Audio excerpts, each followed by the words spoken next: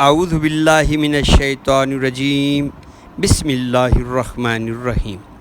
یہ کتاب قرآن مجید، اس میں کچھ شک نہیں کہ اللہ تعالیٰ نے ڈرنے والوں کے لیے رہنما نازل فرمائی ہے، جو غیب پر ایمان لاتے ہیں اور آداب کے ساتھ نماز پڑھتے ہیں، اور جو کچھ ہم نے ان کو عطا فرمایا ہے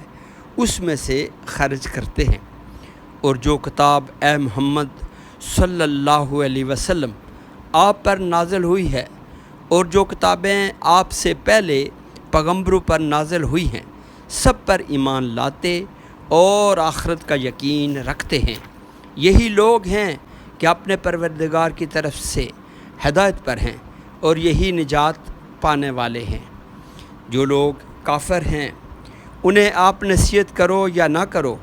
ان کے لیے برابر ہے کہ وہ ایمان لانے والے نہیں ہیں۔